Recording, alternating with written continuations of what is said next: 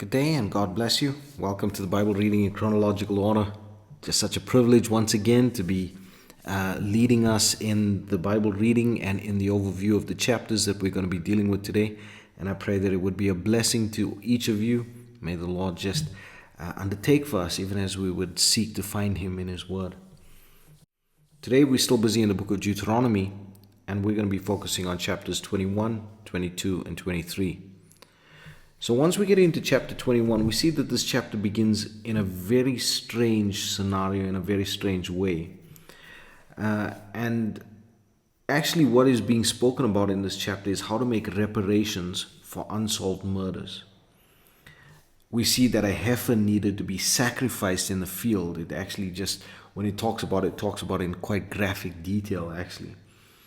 And then the hands of those that were there needed to be washed to claim their innocency. Now it's very strange because the priests became the exactor of the judicial system in this regard.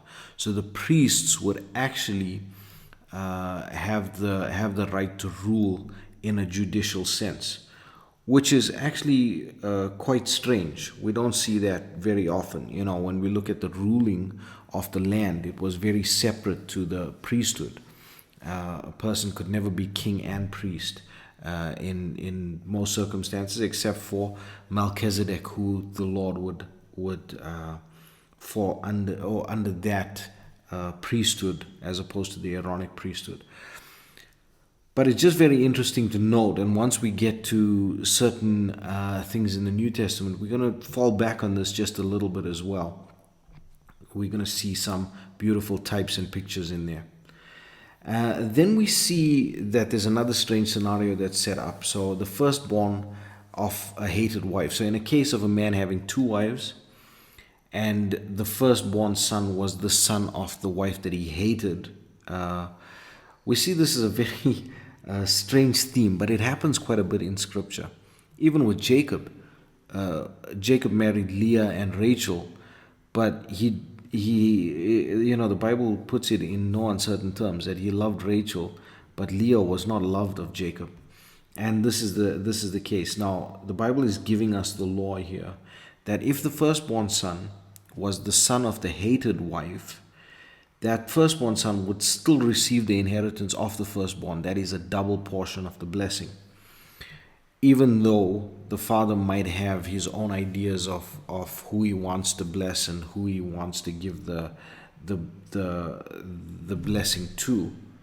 But he could not do that. He had to honor that, even if the firstborn son was the son of the hated wife. Then we see that the Bible talks about a stubborn and a rebellious son. And that son is to be taken out into the plain and stoned.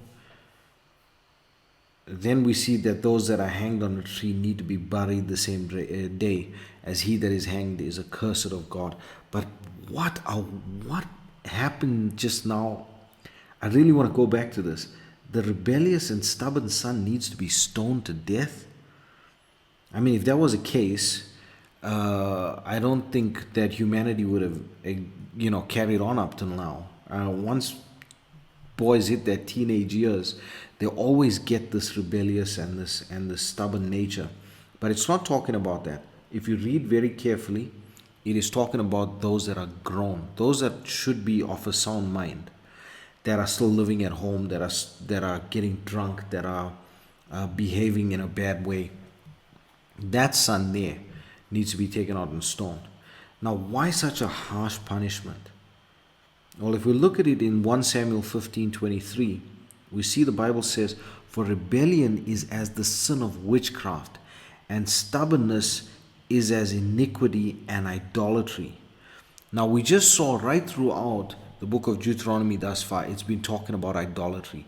Those that are guilty of idolatry need to be stoned. Those nations that practice idolatry, they need to be killed. And this is the thing. Stubbornness is as the sin of idolatry, and rebellion is as the sin of witchcraft. Because thou hast rejected the word of the Lord, he hath also rejected thee from being king. This is talking to Saul now. And that is why it is such a critical thing. So, as much as parents of teenage children would want to exact this punishment, it's not talking about that. It's talking about someone that is of a sound mind, someone that's mature in their, supposed to be mature in their thinking. And if that person is still acting in this way, they need to be taken out and stoned. Then we get to chapter 22, and we see in chapter 22 the people are commanded to show humanity to their brethren. You are obligated to help your community. This is very important and something that we should be practicing as Christians as well, that we are there to help our community. Then the Bible talks about confusion, which must be avoided. This is sowing diverse seeds in the field. Cross-dressing is one that is spoken about here. A woman wearing men's clothing, men wearing women's clothing. And then sewing garments of diverse sorts. The Bible forbids that, especially in the Old Testament to the Israelites. We'll see that certain of that is applied again in the New Testament, but we'll get to that when we get to it. Then we see that fornication, when a woman is engaged to someone else, and adultery is to be punished by death. So if a woman is espoused to someone and sleeps around with someone else, then that there is punishable by death. And then we see that incest and sexual immorality is forbidden. Then we get to chapter 23, and I want to go through this very quickly, but really just hone into the types and the significance of this chapter. Now, it talks about someone that is hurt in the stones, or someone that is castrated. And we often think we can't understand the relevance of that. Why is it that someone that is castrated can't enter into the congregation? Because the Lord forbids people who have been involved, that have been castrated or that have been wounded in the stones, to enter into the congregation. The thing is, the one thing that we don't realize is in the pagan practices, especially in the Canaanite religions, the practice of mutilating the body and castration was very common. Now we saw there, we read it in the previous chapter where it says, do not make markings upon your body, do not cut yourself, do not do those things. It was because it was a common practice amongst the Canaanites to mutilate their bodies, to castrate the men and things like that. The Lord did not want any part of that in Israel. Now also this includes those that would be wounded. It doesn't give any qualifications that it's only pertaining to that. It's just that we must remember that this was one of the practices of the Canaanite religions, and so the Lord commanded the Israelites, if anyone is in that situation, he is not allowed into the congregation. Then we see that it talks about the Moabites and the Ammonites that are not allowed into the congregation unto the 10th generation. Now, who is that talking about? First of all, it gives the explanation there to say that they didn't help you when you were taken out of Egypt. In fact, they hired Balaam to come and curse you, so they're not allowed into the congregation. But remember also, it talks about the child born that doesn't know his father, that doesn't, that is without a father in that way. Now, when we look at the Moabites and the Ammonites, where did they come from? Both were the children of Lot's daughters and Lot. So in a way, they were, they didn't have a proper father figure. I mean, their father was their grandfather type of thing. It was sinister in the way it was.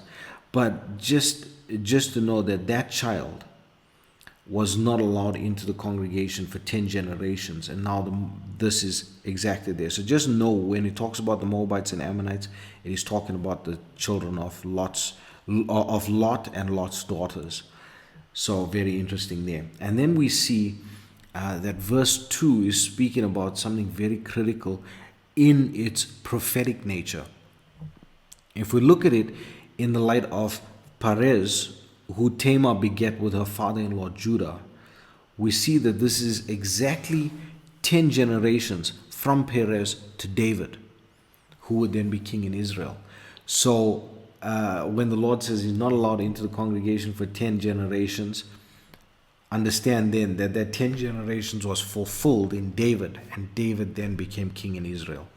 So very interesting, these types and these patterns, so beautiful in its nature. The Lord is so perfect when it comes to his word. So let's just enjoy the reading today. I pray that the Lord would bless you and keep you. May his face shine upon you. May he give you peace. God bless. Chapter 21. If one be found slain in the land which the Lord thy God giveth thee to possess it, lying in the field, and it be not known who hath slain him, then thy elders and thy judges shall come forth, and they shall measure unto the cities which are round about him that is slain. And it shall be that the city which is next unto the slain man, even the elders of that city shall take an heifer which hath not been wrought with, and which hath not drawn in the yoke. And the elders of that city shall bring down the heifer unto a rough valley which is neither eared nor sown, and shall strike off the heifer's neck there in the valley. And the priests, the sons of Levi, shall come near, for them the Lord thy God hath chosen to minister unto him, and to bless in the name of the Lord. And by their word shall every controversy and every stroke be tried. And all the elders of that city that are next unto the slain man shall wash their hands over the heifer that is beheaded in the valley. And they shall answer and say, Our hands have not shed this blood, neither have our eyes seen it. Be merciful, O Lord, unto thy people Israel, whom thou hast redeemed, and lay not innocent blood unto thy people of Israel's charge. And the blood shall be forgiven them. So shalt thou put away the guilt of innocent blood from among you, when thou shalt do that which is right in the sight of the Lord. When thou goest forth to war against thine enemies, and the Lord thy God hath delivered them into thine hands, and thou hast taken them captive, and seest among the captives a beautiful woman, and hast a desire unto her, that thou wouldest have her to thy wife, then thou shalt bring her home to thine house, and she shall shave her head, and pare her nails. And she shall put the raiment of her captivity from off her, and shall remain in thine house, and bewail her father and her mother a full month. And after that thou shalt go in unto her, and be her husband, and she shall be thy wife. And it shall be, if thou have no delight in her, then thou shalt let her go whither she will, but thou shalt not sell her at all for money. Thou shalt not make merchandise of her, because thou hast humbled her.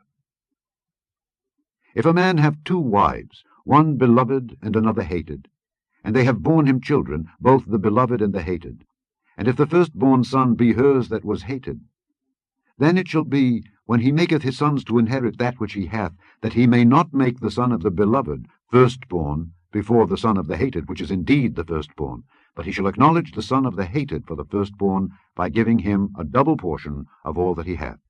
For he is the beginning of his strength. The right of the firstborn is his. If a man have a stubborn and rebellious son, which will not obey the voice of his father, or the voice of his mother, and that when they have chastened him will not hearken unto them, then shall his father and his mother lay hold on him, and bring him out unto the elders of his city, and unto the gate of his place. And they shall say unto the elders of his city, This our son is stubborn and rebellious. He will not obey our voice. He is a glutton and a drunkard. And all the men of his city shall stone him with stones, that he die. So shalt thou put evil away from among you, and all Israel shall hear and fear. And if a man have committed a sin worthy of death, and he be put to death, and thou hang him on a tree, his body shall not remain all night upon the tree, but thou shalt in any wise bury him that day. For he that is hanged is accursed of God, that thy land be not defiled, which the Lord thy God giveth thee for an inheritance. Chapter 22. Thou shalt not see thy brother's ox or his sheep go astray, and hide thyself from them. Thou shalt in any case bring them again unto thy brother. And if thy brother be not nigh unto thee, or if thou know him not, then thou shalt bring it unto thine own house, and it shall be with thee until thy brother seek after it, and thou shalt restore it to him again. In like manner shalt thou do with his ass, and so shalt thou do with his raiment, and with all lost thing of thy brother's which he hath lost, and thou hast found, shalt thou do likewise. Thou mayest not hide thyself. Thou shalt not see thy brother's ass or his ox fall down by the way, and hide thyself from them. Thou shalt surely help him to lift them up again. The woman shall not wear that which pertaineth unto a man, neither shall a man put on a woman's garment, for all that do so are abomination unto the Lord thy God. If a bird's nest chance to be before thee in the way, in any tree or on the ground, whether they be young ones or eggs, and the dam sitting upon the young or upon the eggs, thou shalt not take the dam with the young. But thou shalt in any wise let the dam go, and take the young to thee, that it may be well with thee, and that thou mayest prolong thy days. When thou buildest a new house, then thou shalt make a battlement for thy roof, that thou bring not blood upon thine house, if any man fall from thence. Thou shalt not sow thy vineyard with divers seeds, lest the fruit of thy seed which thou hast sown, and the fruit of thy vineyard, be defiled. Thou shalt not plough with an ox and an ass together. Thou shalt not wear a garment of divers sorts, as of woolen and linen together. Thou shalt make thee fringes upon the four quarters of thy vesture, wherewith thou coverest thyself. If any man take a wife, and go in unto her, and hate her, and give occasions of speech against her, and bring up an evil name upon her, and say, I took this woman, and when I came to her I found her not a maid, then shall the father of the damsel and her mother take and bring forth the tokens of the damsel's virginity unto the elders of the city in the gate. And the damsel's father shall say unto the elders, I gave my daughter unto this man to wife, and he hateth her. And lo, he hath given occasions of speech against her, saying, I found not thy daughter a maid. And yet these are the tokens of my daughter's virginity. And they shall spread the cloth before the elders of the city. And the elders of that city shall take that man and chastise him. And they shall amerce him in 100 shekels of silver, and give them unto the father of the damsel, because he hath brought up an evil name upon a virgin of Israel. And she shall be his wife. He may not put her away all his days. But if this thing be true, and the tokens of virginity be not found for the damsel, then they shall bring out the damsel to the door of her father's house, and the men of her city shall stone her with stones, that she die, because she hath wrought folly in Israel, to play the whore in her father's house. So shalt thou put evil away from among you. If a man be found lying with a woman married to an husband, then they shall both of them die, both the man that lay with the woman and the woman. So shalt thou put away evil from Israel. If a damsel that is a virgin be betrothed unto an husband, and a man find her in the city, and lie with her, then ye shall bring them both out unto the gate of that city, and ye shall stone them with stones, that they die. The damsel, because she cried not, being in the city, and the man, because he hath humbled his neighbour's wife. So thou shalt put away evil from among you. But if a man find a betrothed damsel in the field, and the man force her, and lie with her, then the man only that lay with her shall die. But unto the damsel thou shalt do nothing. There is in the damsel no sin worthy of death. For as when a man riseth against his neighbour, and slayeth him, even so is this matter.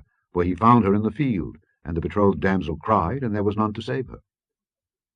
If a man find a damsel that is a virgin, which is not betrothed, and lay hold on her, and lie with her, and they be found, then the man that lay with her shall give unto the damsel's father 50 shekels of silver, and she shall be his wife. Because he hath humbled her, he may not put her away all his days. A man shall not take his father's wife, nor discover his father's skirt. Chapter 23. He that is wounded in the stones, or hath his privy member cut off, shall not enter into the congregation of the Lord. A bastard shall not enter into the congregation of the Lord. Even to his 10th generation shall he not enter into the congregation of the Lord. An Ammonite or Moabite shall not enter into the congregation of the Lord. Even to their 10th generation shall they not enter into the congregation of the Lord forever, because they met you not with bread and with water in the way, when ye came forth out of Egypt, and because they hired against thee Balaam the son of Beor of Pethor of Mesopotamia to curse thee. Nevertheless the Lord thy God would not hearken unto Balaam, but the Lord thy God turned the curse into a blessing unto thee, because the Lord thy God loved thee. Thou shalt not seek their peace nor their prosperity all thy days forever. Thou shalt not abhor an Edomite, for he is thy brother. Thou shalt not abhor an Egyptian, because thou wast a stranger in his land. The children that are begotten of them shall enter into the congregation of the Lord in their 3rd generation. When the host goeth forth against thine enemies, then keep thee from every wicked thing. If there be among you any man that is not clean, by reason of uncleanness that chanceth him by night, then shall he go abroad out of the camp. He shall not come within the camp. But it shall be, when evening cometh on, he shall wash himself with water, and when the sun is down, he shall come into the camp again. Thou shalt have a place also without the camp, whither thou shalt go forth abroad. Thou shalt have a paddle upon thy weapon, And it shall be, when thou wilt ease thyself abroad, thou shalt dig therewith, and shalt turn back, and cover that which cometh from thee. For the Lord thy God walketh in the midst of thy camp, to deliver thee, and to give up thine enemies before thee. Therefore shall thy camp be holy, that he see no unclean thing in thee, and turn away from thee. Thou shalt not deliver unto his master the servant which is escaped from his master unto thee. He shall dwell with thee, even among you, in that place which he shall choose in one of thy gates, where it liketh him best. Thou shalt not oppress him. There shall be no whore of the daughters of Israel, nor a sodomite of the sons of Israel. Thou shalt not bring the hire of a whore, or the price of a dog, into the house of the Lord thy God for any vow, for even both these are abomination unto the Lord thy God. Thou shalt not lend upon usury to thy brother, usury of money, usury of victuals, usury of anything that is lent upon usury. Unto a stranger thou mayest lend upon usury, but unto thy brother thou shalt not lend upon usury, that the Lord thy God may bless thee in all that thou settest thine hand to in the land whither thou goest to possess it. When thou shalt vow a vow unto the Lord thy God, thou shalt not slack to pay it, for the Lord thy God will surely require it of thee, and it would be sin in thee. But if thou shalt forbear to vow, it shall be no sin in thee. That which is gone out of thy lips thou shalt keep and perform, even a freewill offering, according as thou hast vowed unto the Lord thy God, which thou hast promised with thy mouth. When thou comest into thy neighbour's vineyard, then thou mayest eat grapes thy fill at thine own pleasure, but thou shalt not put any in thy vessel. When thou comest into the standing corn of thy neighbour, then thou mayest pluck the ears with thine hand, but thou shalt not move a sickle unto thy neighbour's standing corn.